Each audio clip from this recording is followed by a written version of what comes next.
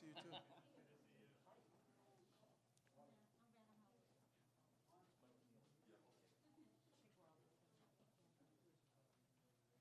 Good afternoon, and it's great for us to be back in Lowell, and it's good to see so many of our friends who we haven't really had a chance to see anyway, other than virtually, for a very long time. We're here today to chat a little bit about the Commonwealth's MGCC program, Mass Growth Capital Program, which has been involved in helping support small businesses through COVID and into the economic recovery. The grant program, which is the largest state-sponsored small business grant program in the country, has provided critical assistance for restaurants and other businesses during the challenges associated with the second surge in the pandemic. We're here today at Panela Restaurant, and I want to thank the owner-operators. Where are they? Thank you. To spotlight how they put the grant to good use for their business and their employees. It's an independently owned and family-operated restaurant, and I'm sure Juan will get into the, where is he? Right here. I'm sure he will get into the story a little more, but it's a very special story, and I'm looking forward to having an opportunity to give him an opportunity to share it. Viviana Acevedo was raised in Colombia before coming to the U.S. at 15. She graduated from Lowell High School, following her dream of becoming a chef at Le Cordon Bleu. Where are you? There she is, okay. And after working at various restaurants and becoming an executive chef for a top restaurant, she teamed up with her brother and her parents to start this restaurant. And this is for real, her dad's actually chopping in the kitchen as we speak. Since then, Panela's been a fabric of this community and a well-known dining spot for many. And like many restaurants dealing with the second surge of COVID and the end of outdoor dining during the colder months, they were met with uncertainty. We're pleased they were able to utilize this program to help them work their way through it. In October, as many people know, we rolled out our recovery plan, which was a comprehensive blueprint to stabilize and grow the Massachusetts economy, and the plan focused on getting people back to work and supporting small businesses, fostering innovation, revitalizing downtowns, and ensuring housing stability. Part of our recovery plan included this Mass Growth Capital Business Relief Fund that targeted the hardest hit small businesses, especially those in some of our urban centers. And since we first announced this small business relief program in October, we've now awarded more than $687 million to 15,112 businesses in every corner of Massachusetts.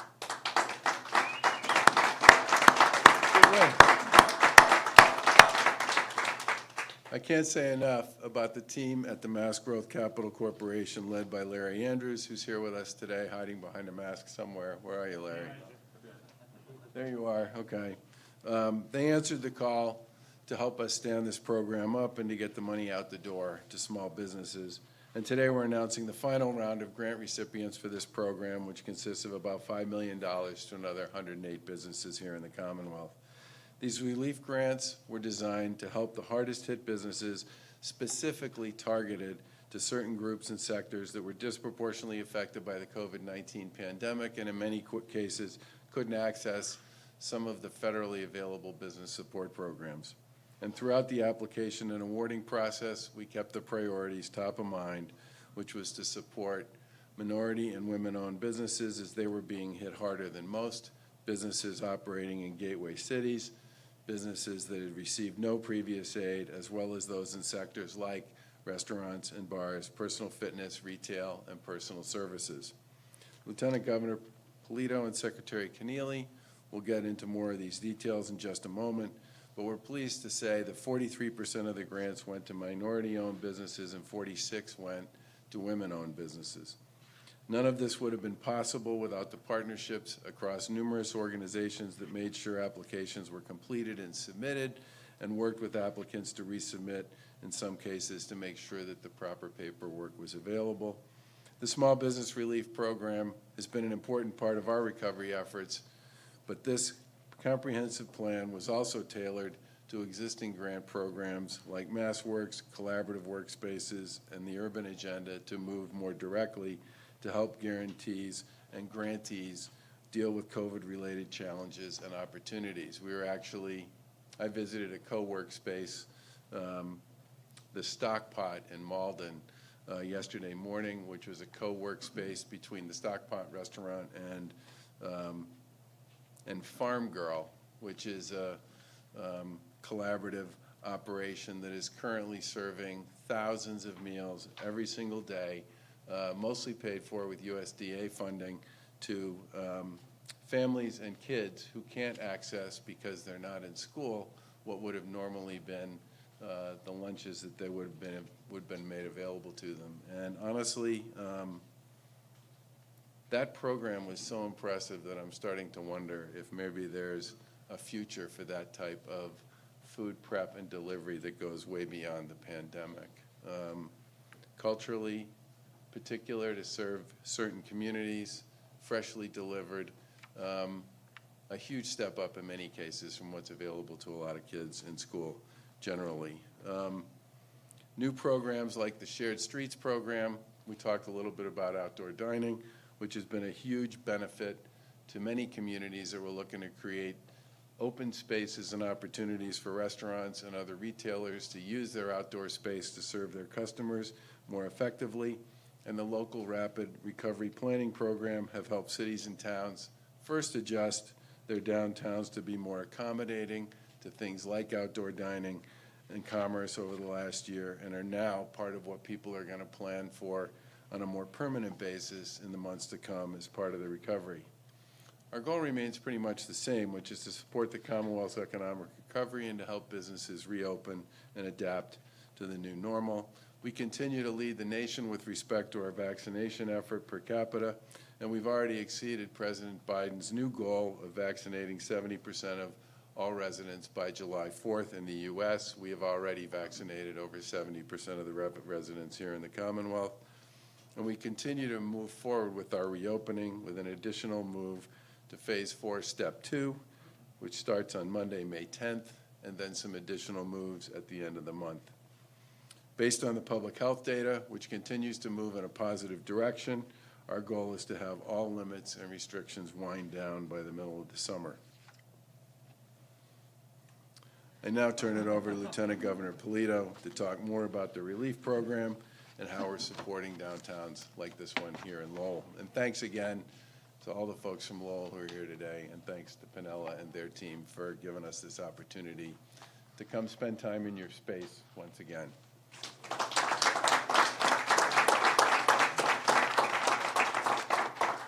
Thank you, Governor. I like the way that sounds.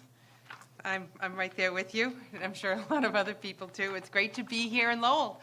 It's great to see the city manager, Eileen Donahue, Mayor Leahy. You see the delegation here. Got Rodney Elliott as well from the council, Rep. Mom, Rep. Golden, Rep. Howard. Thank you all very. Senator Kennedy, there you go. There you go. Great. It's great. It's always fun when we come to visit, and we've all missed doing a lot of this over the course of this past year, and it's great to be at Panela. I love the story, and Viviana, you're just beautiful, energetic, optimistic. You definitely want someone like you by your side. You clearly worked hard over the course of this past year to make it through, and there's no doubt in mind the way the Lowellians are here, they will support you as you move forward. I wish you continued success. Hey, and Lowellians? it's great.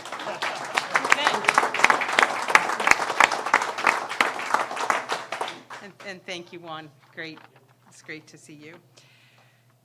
And I want to thank Larry Andrews. He's done a phenomenal job over at Mass Growth Capital, taking the dollars and getting them out the door as fast as possible. The governor and I and the secretary were very anxious to make sure that every penny would get into the hands of business owners like this to help them get through it. And you did a really amazing job. We clearly know that these programs work. As the governor said, on this program, $687 million into the hands of over 15,112 small businesses across our state.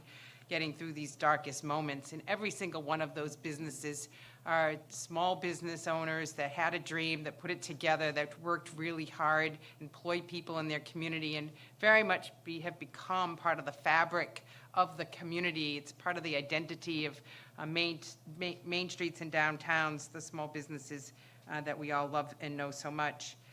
And as we wrap up this program, 1/3 of the funding, $224 million, went to restaurants, bars, and food trucks. Another $91 million went to personal services like hair salons, nail salons, and $62 million to independent retailers. And the focus of this program was to help those kinds of businesses that relied on people coming in and doing business with them, and making sure that they got the support that they needed. The other part of this economic recovery effort was not just like one program, and hopefully you fit into it, but putting together a set of different programs to meet different needs. And I want to just credit the municipalities and leadership like the city manager here, become very effective at stacking up these resources. You know, each grant might be small, but when you add them all up, they add up to a lot. And so last summer, as we talked to municipal leaders and we talked to restaurant owners and said, if we can't be inside as much, why don't we have a program that helps us like reimagine what outdoor dining and experiences could be? And that was really the impetus behind the Shared Streets and Spaces program, which is a huge success. And some of what we learned about reusing sidewalks and parking spaces and parking lots will become permanent features in communities like Lowell. We invested $26.4 million to 161 municipalities and 4 transit authorities to implement 232 projects, including $70,000 in Lowell to support your outdoor dining program. And good news, another round of applications is being submitted. So it was recently reopened, so more to come.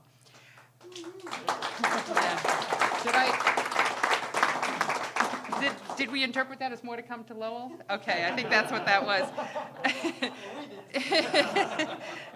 Our local rapid recovery planning program is also a part of this collection of programs, 125 communities, including Lowell, to help downtowns rapidly recover. Last month, we announced 37 grants totaling $5 million to cities and towns and nonprofits through the regional pilot project program. And here in Lowell, a marketing program that you put together, a campaign to improve the region's image around tourism, economic development, and civic pride. You really had a great effort there, working with your Chamber of Commerce and featuring buy local, shop local, my local, everything local effort. So I wish you continued success with that.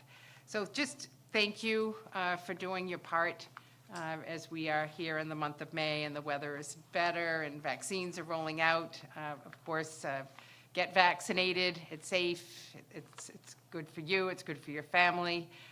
There are many sites to be able to access and walk up to now and get vaccinated. Please spread the word so that we have more people involved in that program so that we can return to the lives that we had so much of before the pandemic and want to get back to. So congratulations to everyone. It is now my pleasure to turn the microphone over to Secretary Kennealy.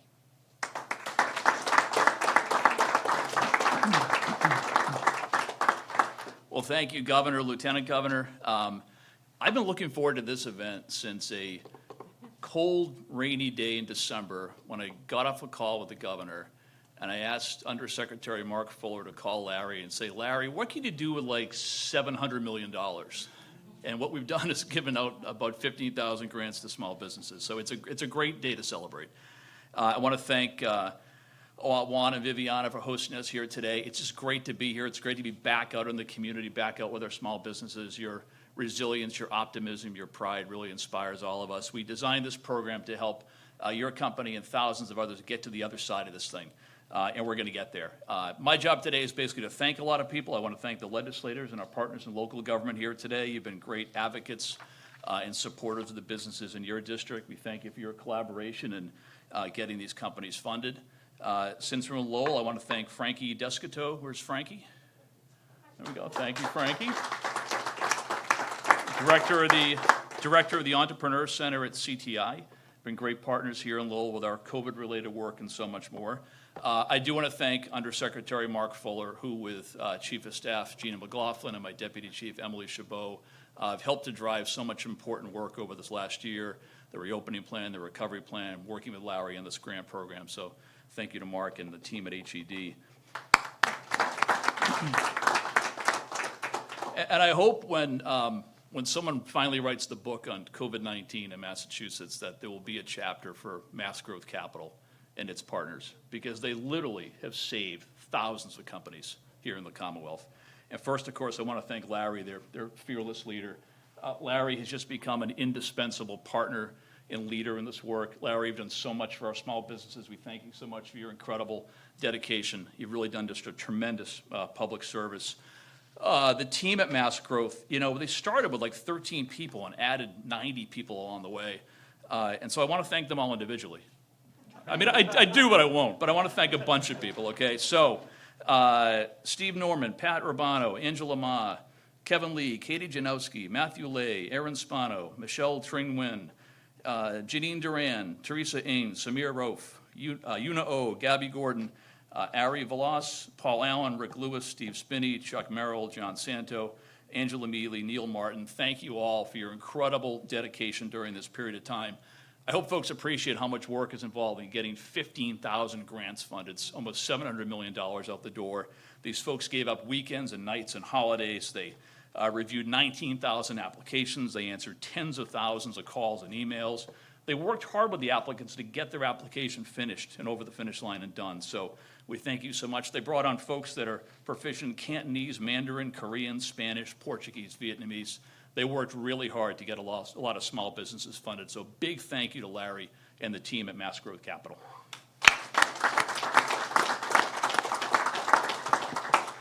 And finally, as the governor mentioned, we designed this program to provide funding to the hardest hit sectors and to entrepreneurs that typically have lacked the same kind of access to capital. And we're very proud of the fact, for example, as the governor mentioned, that 43% of the awards went to minority-owned businesses. And that doesn't happen by itself. It happens with a group of very committed community partners. And so I want to thank some of these folks as well. The Black Economic Council of Massachusetts, or BECMA, the Business Equity Initiative, Mass Association of CDCs, LISC, LEAF, African Community Economic Development of New England, Small Business Strong, and Amplify Latinx, who's with us here today. These folks, a lot of them have come together to form something called the Coalition for an Equitable Economy. And their mission is our mission. How can we create a recovery and an economy with more equity and more opportunity so all of our citizens and all of our communities can benefit? And that work is far from over. So big thanks to all the partners involved in this work as well. And finally, it's my great pleasure to turn the podium over to, where is she?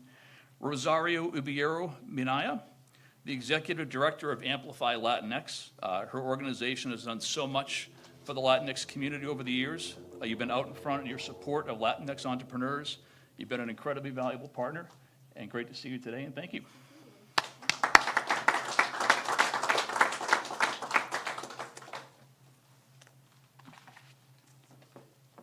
Thank you so much, Secretary. And thank you, everyone, for having me this morning as part of this ongoing conversation and efforts that we are just collectively doing together to make sure that we are addressing the needs and challenges of our minority-owned businesses.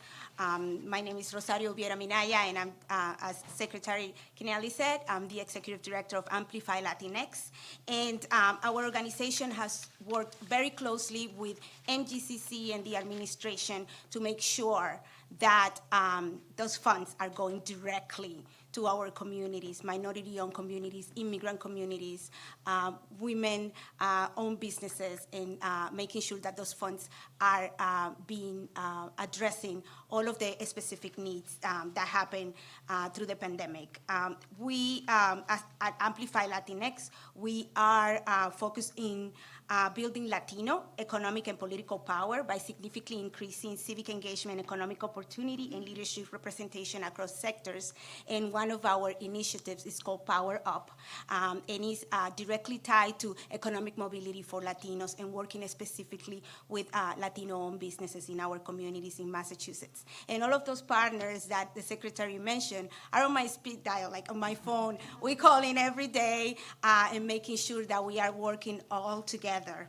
But this doesn't happen by accident. The success of this program happens when you make a concerted effort and you are intentional about directing these funds specifically, again, to support the needs of our minority communities. This strategy is really about collaboration and working collectively to understand what the needs are, working directly with the entrepreneurs and business owners, and also bringing that team of people, not only for MGCC, but for the other organizations that have developed a trust with the communities, that have developed that trust and that understanding with the entrepreneurs and the minority-owned businesses. We recognize that the administration has been delivering in these efforts, and we congratulate them to get Latinx business owners, Black and brown business owners, women, to really work one-on-one with them to make sure that not only we rectify anything that happened at the beginning of the phase where these businesses were not getting enough access, but also, again, directly in these specific funds to support the businesses.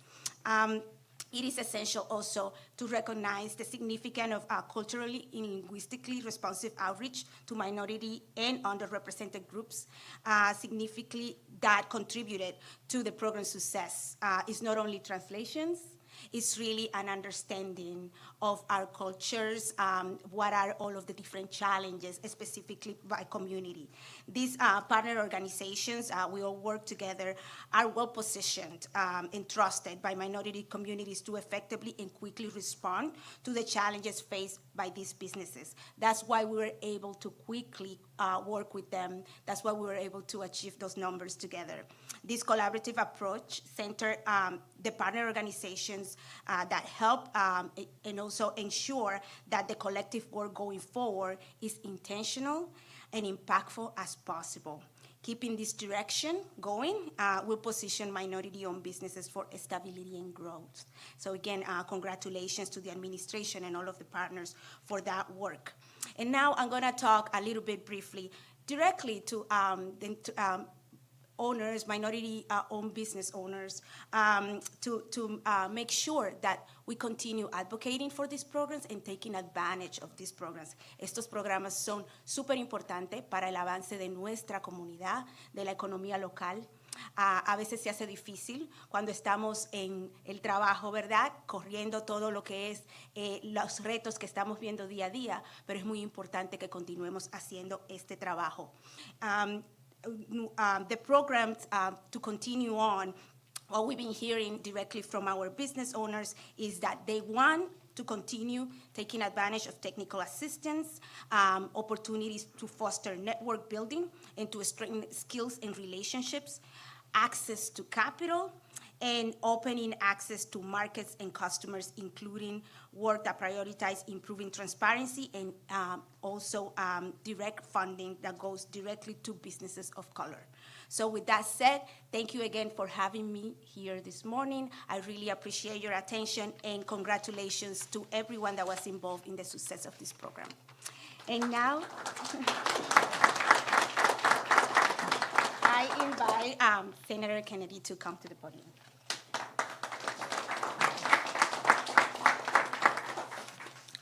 Good morning. Thank you very much.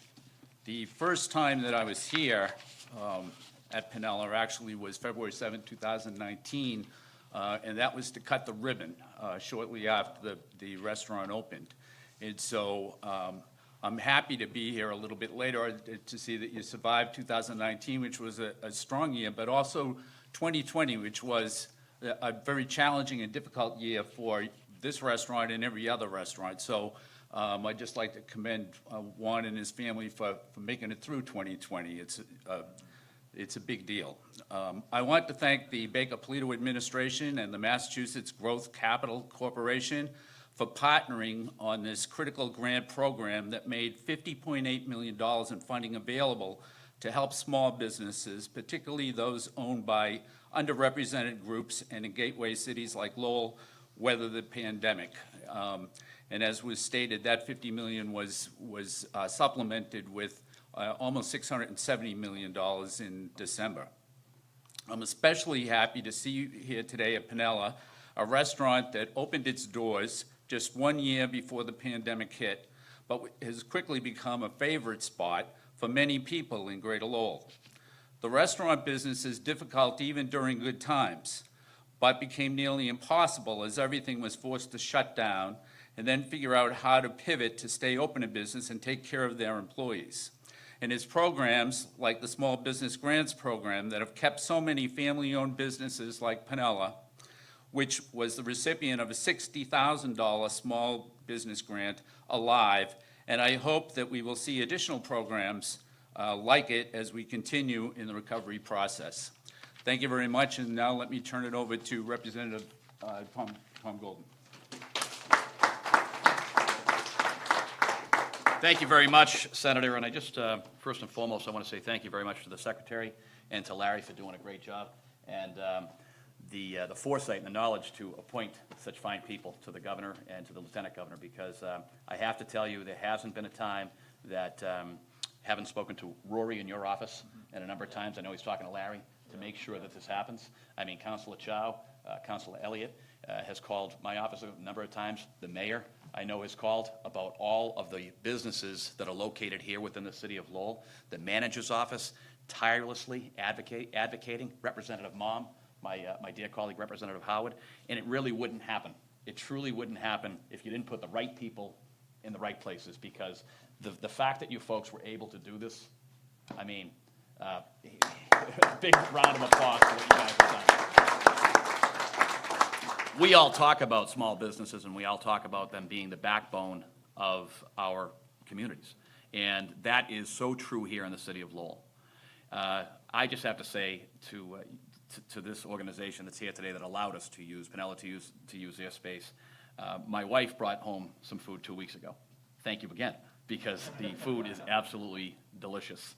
But if it wasn't for the small businesses throughout the Commonwealth of Massachusetts, but more importantly, right here in the city of Lowell, and the advocates that are here around us all over the place, making sure that 2021 is going to be a stronger year. The administration, and I'll say it, has done a fabulous job. There's always been a bump here and there, but I want to know anybody that's ever been through this and how could we do it better. But I'll tell you, the administration has done it.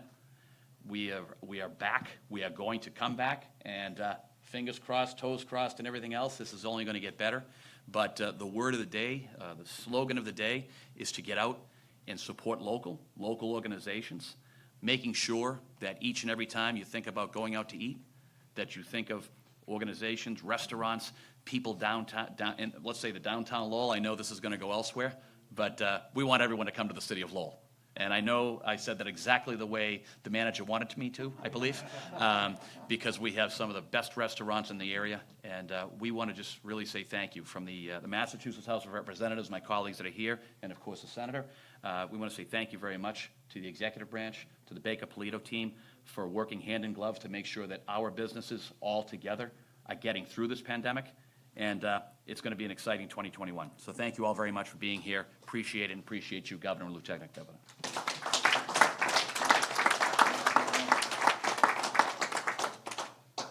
Help yourself, Juan. There you go.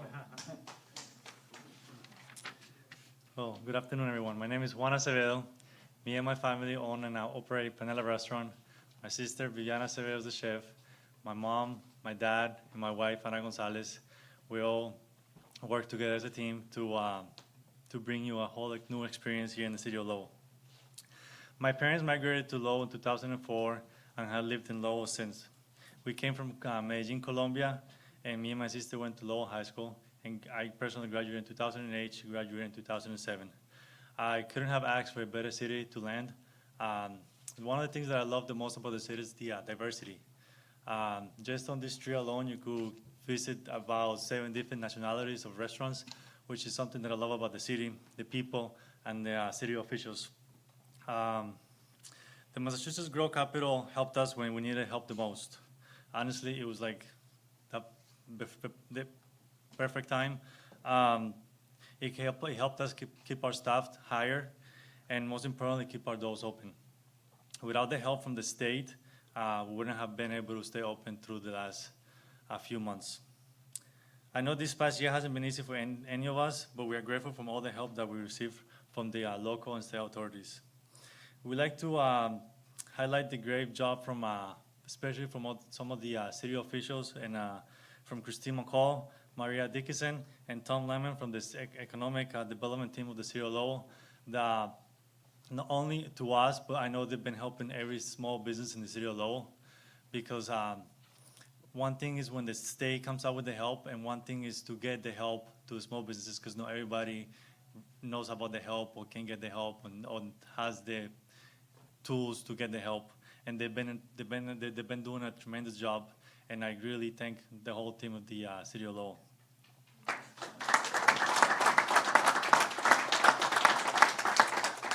I just want to say we are happy to be from Colombia, to live in Lowell, and to be part of the state of Massachusetts. Thank you.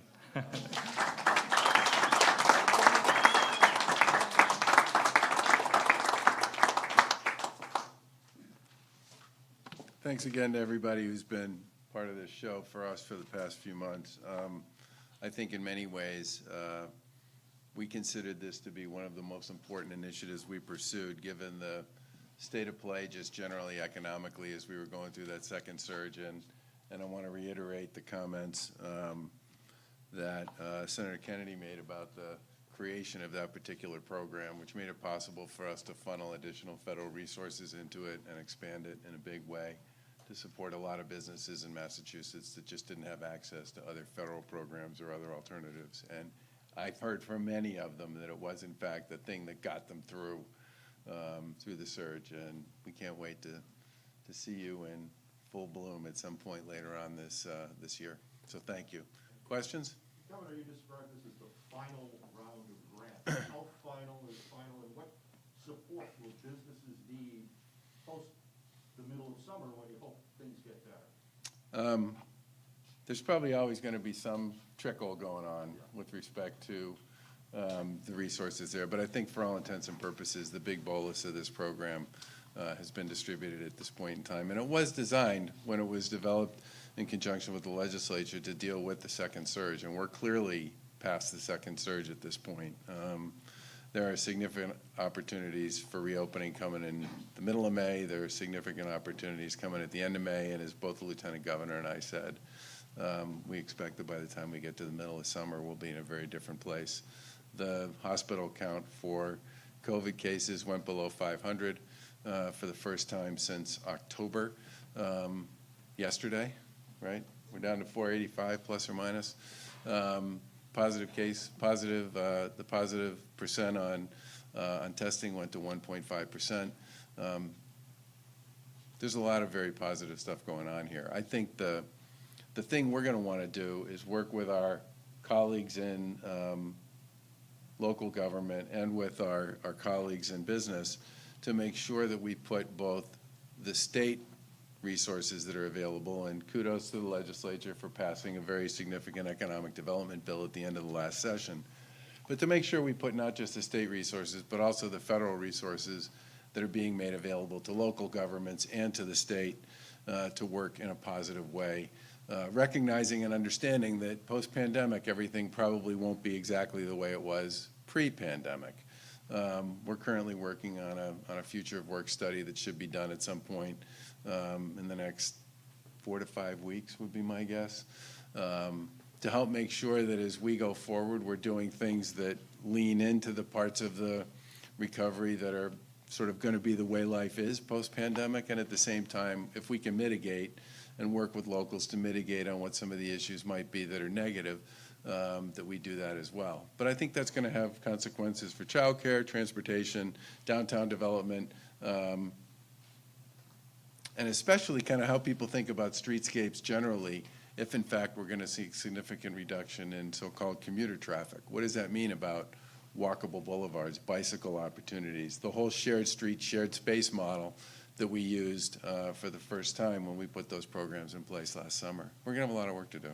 Governor, I know you get a lot of questions about reopening and, possibly moving up that date. You're saying midsummer. We're hearing, New York, New Jersey, Connecticut saying May 19th for events and fireworks. At the same time, everyone here is canceling fireworks for July 4th. I mean, when could we possibly hear about dates being moved up? We're gonna play this game based on our data and our information, and other states will do what other states will do. One of the things I'm most proud of is the fact that throughout the course of this second surge, Massachusetts had one of the lowest positive case counts in the country, and we also had among the very lowest hospitalization rates in the country. The numbers were big and they were scary, but they were nothing like they were in many other parts of the country.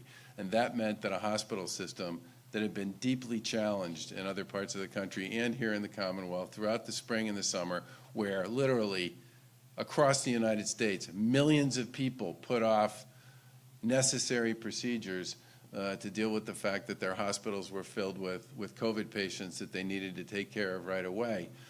We did not have the same kind of triage going on here in Massachusetts that was going on in many other places. And like I said, we're going to continue to play this game based on what we think makes the most sense for the people in Massachusetts. We're going to balance the economic stuff with the public health data. And if we see significant improvements in our data over the course of the next month or so, we'll make adjustments. Should we already start canceling things like July 4th fireworks stuff? People have to make whatever decision makes the most sense for them. Are you concerned that we might be getting away from testing? Back in February, we were averaging 95,000 tests a day. As of this week, we were the 7-day average was 53,000. You've often said testing is very the key item in the toolbox. Are we stepping away from that, and is there a danger to that? I think it's less about stepping away from testing and more just the fact that as more and more people have gotten vaccinated, fewer and fewer people are as worried about catching COVID as they might have been before. I think our drop-off on testing, which you're speaking to, comes a lot later than it did in many other parts of the country. If you go back 6 weeks or so ago, we were still testing somewhere in the general vicinity of where we were testing all the way through the fall and into January, somewhere between 85,000 and 95,000 tests a day. Across the country, we've gone from about 1.8 million tests a day down to about 1.1, and it's dropped down significantly since then as well. I think part of the issue around testing is as more and more people get vaccinated, fewer and fewer people are as concerned about getting testing as they might have been before. I think testing remains critically important, and we've made decisions to maintain a lot of our free testing sites and our free testing partners here in Massachusetts, at least throughout the month of June and into July, and we'll see where we are at that point in time. But testing has always been a big part of our surveillance program, and it's important for two reasons. Number one, it does give us a day-to-day sense about what's going on with respect to the virus in our Commonwealth generally, but it also can provide people with a certain level of comfort. We have 180 school districts that are participating in our surveillance testing program that we're paying for and that schools are using across the Commonwealth. And there was a lot of concern about people going back to school. What was that going to mean with respect to COVID cases? And the good news there is the positive test rate across 180 districts and hundreds of thousands of daily tests that have been going on since that program rolled out a few weeks ago is less than 1%. And that can certainly provide people with confidence and comfort that school is, in fact, a safe place for adults and kids to be. Governor, on kids, any plans to lift restrictions for them? There's a letter that was just sent to you by a group talking about they still have to wear their masks at recess during youth sports, and they still can't share toys, even though they claim the evidence doesn't show that's leading to transmission. Your thoughts on that? I haven't seen the letter, but obviously we check out the stuff we get from folks pretty regularly, and we have made adjustments all the way through this program in both directions, up and down, depending upon what we were hearing from people who were dealing with it on the ground. Gotcha, but masks at recess and youth sports, do you see that continuing as the data improves? Or? Can I read the letter before I answer the question? I haven't seen the letter. I'm just asking Yeah. that, I mean,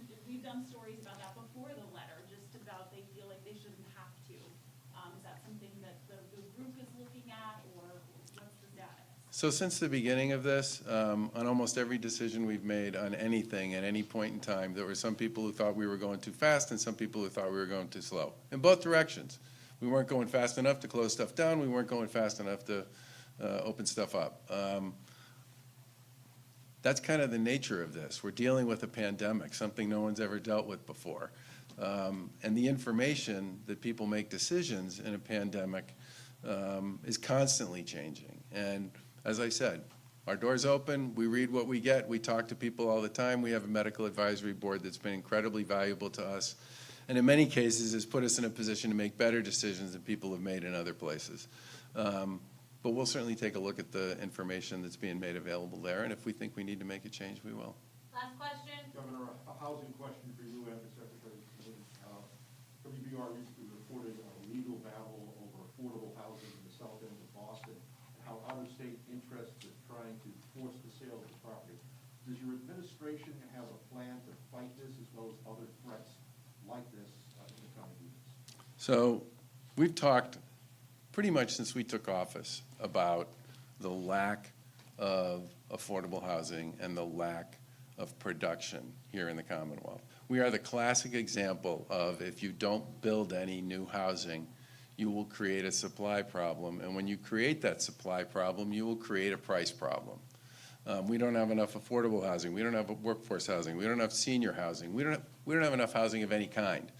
And after year after year after year of building 30,000 new units of housing for like 50 years in the 1990s, we just stopped building housing for all intents and purposes. And those numbers fell into the, 8,000 units, 9,000 units. And that's where we've been for 30 years. And if you spend 30 years not building a lot of new housing, you create shortages, and those shortages create issues around price, demand, and supply.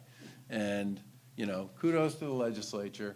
As part of that economic development bill that got passed, we changed some of the exclusionary zoning requirements that have been in place for decades in Massachusetts that have made it really hard for anybody to site, permit, plan, and build housing.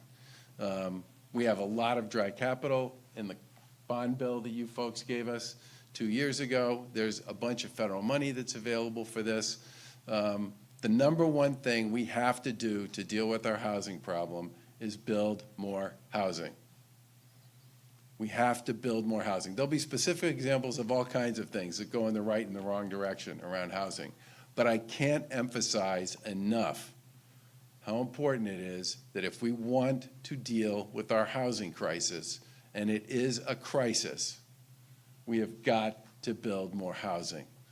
The particulars of the issue you speak to is a symptom of a much larger problem we have here in Massachusetts, which is we don't build enough housing, which makes whatever housing we have far more expensive than it should be, which makes it very interesting to all sorts of people who are looking to take advantage of the strain on supply. I apologize for the lecture on this one, but I've been talking about this since we took office as a major constraint to people's ability to live here, people's ability to work here, people's ability to grow old here, people's ability to start a family here. This is a huge problem, and if we don't go hard at this, coming out of this reopening and recovery, now that we have some new tools in the toolbox with respect to how to do this, it will be a huge missed opportunity. I mean, I can let Mike speak to the particulars and the specifics on this case, but we have a much bigger issue, and it's we don't have enough supply of any kind. And it's a big problem. It's an equity problem. It's an economic development problem. It's a community development problem. It makes huge differences with respect to where people can actually afford to live here in the Commonwealth, whether or not they can stay, and where they make decisions about where to start a family. So, do you want to talk to the specific on that? Well, everything the governor said, of course, is true. We have a huge supply-demand problem. This creates, it creates distortions in the market, which we're seeing now. That article did catch our eye. We're taking a look at the issue. My understanding is it only impacts a couple of properties in Massachusetts now. It will inform how we make other affordable housing awards going forward to try to build in some more safeguards for that kind of thing. There are potential legislative fixes at the federal and state level, but it's something that caught our attention. But the overall problem, of course, is a supply-demand imbalance, which encourages that kind of activity which we read about. Should the state be stepping in, though, and protecting the affordable housing that's there? We should, and we're doing that, yeah, for sure. Look, we have so many partners in this work through DHCD and Mass Housing and CDAC and Mass Housing Partnership, and they all fund these projects. And when issues like that come up, they all kind of sort of rally and try to protect the affordability of that housing. So it's a real focus of ours, for sure. Thanks, everybody. Thanks, everybody. When are they doing it?